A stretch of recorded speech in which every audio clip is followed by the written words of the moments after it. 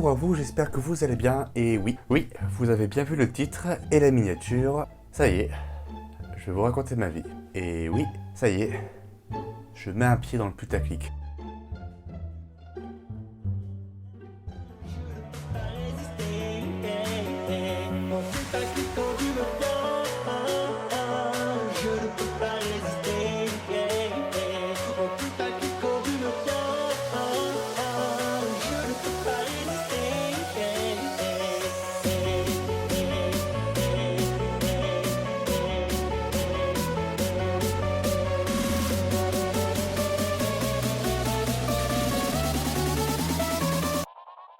Alors je préfère vous rassurer tout de suite, ce n'est pas du véritable putaclic parce que ce que vous avez vu dans la miniature et lu dans le titre apparaîtra dans la vidéo. Voilà, ça c'est pour le watch time. Ensuite, savez-vous ce qu'est une captation théâtrale? Alors, oui, mais quand même vachement non.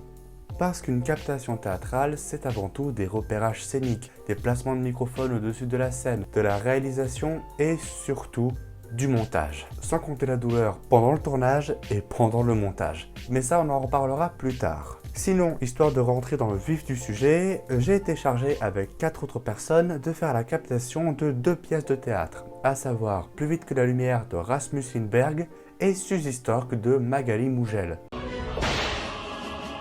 Et la captation pure et dure s'est déroulée du 5 mai au 7 mai 2021. Allez, je vous raconte ça. 5 mai 2021, repérage numéro 1. Le premier jour, avec un de mes collègues, nous étions chargés de faire les premiers repérages provisoires en termes de placement de caméra, en assistant tout simplement aux répétitions des dites pièces. Pour Plus vite que la lumière, qui est une pièce plutôt active, j'avais pensé à plusieurs caméras en mouvement.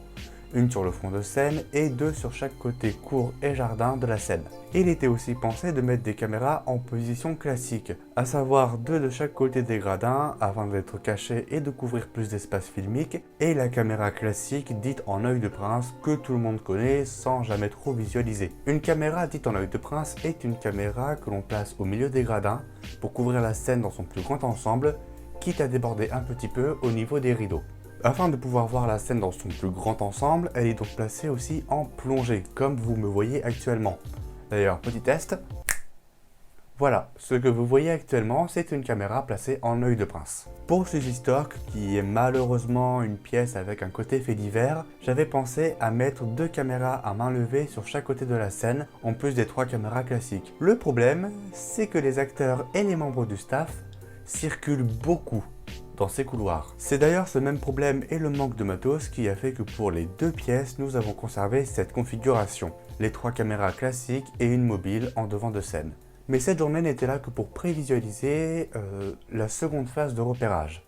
6 mai 2021, repérage, deuxième partie. Ce jour-là, toute l'équipe était réunie pour commencer à attaquer. Et c'est avec joie que nous avons découvert notre matos. À notre disposition, nous avions 4 magnifiques appareils hybrides de la marque Blackmagic Design qui tournent en 4K d'une valeur de 1200 € chacun, 3 objectifs 50 mm ainsi qu'un objectif 25 mm d'une valeur de 500 € chacun environ, 3 trépieds super stables d'une valeur de 100 balles chacun, voilà, tranquille, un stabilisateur de type électronique que l'on appellera Ronin d'une valeur de 500 € aussi. Nous avons donc pu nous amuser avec le matériel que nous disposions pour nous entraîner à la captation. Et c'est après une journée complète d'entraînement que nous étions fin prêts pour le jour J. 7 mai 2021, tournage. En vrai, je ne sais pas trop quoi dire sur cette journée de tournage. Je ne vais vous parler que de mon ressenti puisque chacun était sur sa caméra. J'étais placé ici, côté jardin. Ce que je peux vous dire, c'est que contrairement à ce que vous pensez, il ne suffit pas d'appuyer sur un bouton pour faire une captation théâtrale. C'est très sportif et il faut surtout être toujours sur le pied de guerre. Ouais, le Vietnam à côté, c'était rien. Puisqu'il ne faut pas oublier qu'un acteur, ça bouge.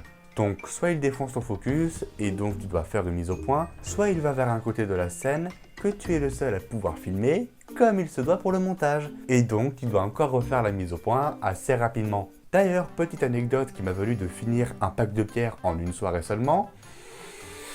Durant les 2 pièces, 2 d'entre nous, dont moi, étions debout derrière les caméras. Et donc on a dû rester debout durant les 3 heures de show. On a eu mal, très mal. Il m'a fallu 2 jours pour m'en remettre. Voilà. Bref, le tournage était à la fois sportif, mais très captivant. 7 mai plus 8 mai 2021, des rushs. Parce que oui, il faut parler du moment où l'on s'ennuie le plus lors d'un tournage, le dérushage. À savoir, glisser, déposer les rushs, donc les vidéos qu'on a tournées durant le tournage, vers un ordinateur, puis un disque dur pour chaque monteur. Voilà. En plus de ça, mon lecteur de carte mémoire ne peut en lire qu'une seule à la fois. Il fallait donc que je déplace tous les rushs de chaque caméra vers mon PC. C'était tellement long que pour faire le dérushage d'une pièce de théâtre, cela m'a pris 5 heures. Et j'ai récupéré les rushs de Suzy Stork le lendemain parce que j'étais chargé de ce montage. Ah, d'ailleurs, le montage. Parlons-en. 21 mai au 7 juin, montage.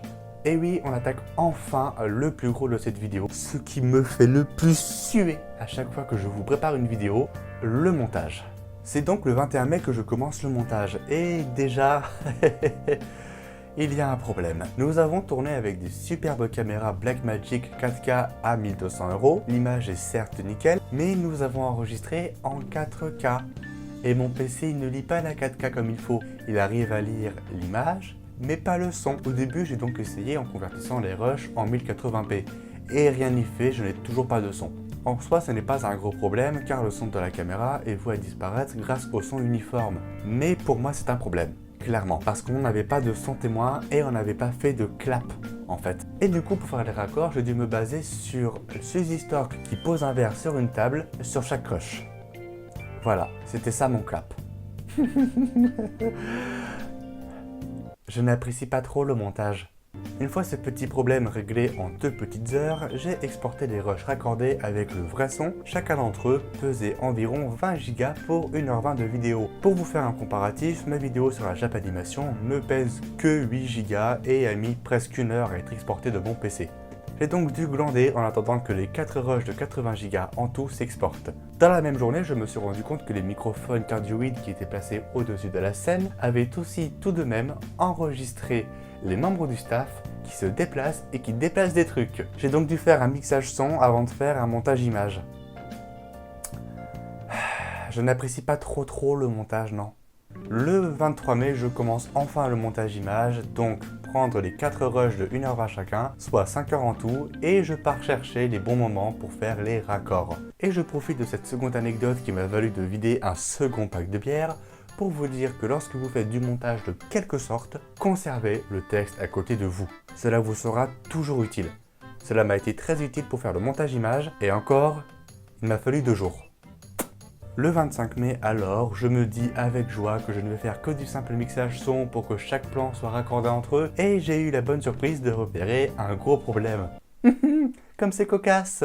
Dans la pièce, il y a des scènes où un transistor émet de la musique un peu grésillante. Pour que le public l'entende bien, le son est sorti des enceintes placées ici, assez proche des micros. Vous sentez pas? Si, il y a comme une odeur de douille. Et bah les micros ont capté les bruits des enceintes au-dessus des voix des acteurs, ce qui fait qu'on n'entend pas les acteurs pendant les moments de radio. Je sens que je vais craquer. J'avais donc 2 choix devant moi, soit faire s'auto-doubler les acteurs sur ces scènes, alors ça c'est mort, ou alors faire des sous-titres pour toute la pièce dans son intégralité. Ok, on va se la jouer Jean Reno. J'ai donc contacté les acteurs et le 27 mai, ils se sont auto-doublés le temps d'une petite demi-heure. Le 3 juin, j'avais enfin fini tout ce problème de mixage son, j'étais content. J'avais enfin réussi à faire en sorte que la période d'autodoublage soit très raccord avec les lèvres des personnages et j'ai aussi coupé les moments où les phrases se répètent. Parce que oui, je me suis quand même amusé à faire en sorte qu'il y ait des changements de plan au milieu des phrases pour marquer l'impact de ces dernières. Il ne me restait plus qu'à faire un générique et à exporter tout ceci et puis c'était fini. Le 6 juin, j'ai exporté le montage final de mon logiciel de montage, puis j'ai publié ça en no répertorié sur YouTube pour envoyer le lien aux personnes concernées. Cela a pris 5 heures. Bon, ok, j'avoue, les uploads sur YouTube, c'est aussi chiant que le montage. Conclusion. Au final, certes, c'était chiant et j'ai craqué plus d'une fois. Bordel, le son, j'en pouvais plus. Et comme on dit, jamais 200. 3e anecdote. Wouh, super. Yeah. Vous voyez ceci? C'est le temps que j'ai mis à faire ce montage. Voilà. et ce n'est pas le plus long temps de montage que j'ai fait dans ma vie. Celui-ci, c'est le temps de montage le plus long que j'ai fait dans ma vie. Et c'était pour la vidéo sur la Japanimation. Je n'apprécie pas trop le montage, je crois que vous avez compris. Bref, ce qui compte, c'est que ce travail, j'ai pu le finir, j'ai pu l'envoyer et j'ai pu le mettre sur mon CV. Je suis content et en vrai, j'ai envie de recommencer tellement c'est satisfaisant et captivant ce truc. Bon, c'est sur ce paradoxe que je vous laisse. Bon, je vous invite à vous abonner, liker, partager tout ça. Bref, on se retrouve dans une prochaine vidéo, peut-être particulière. Salut!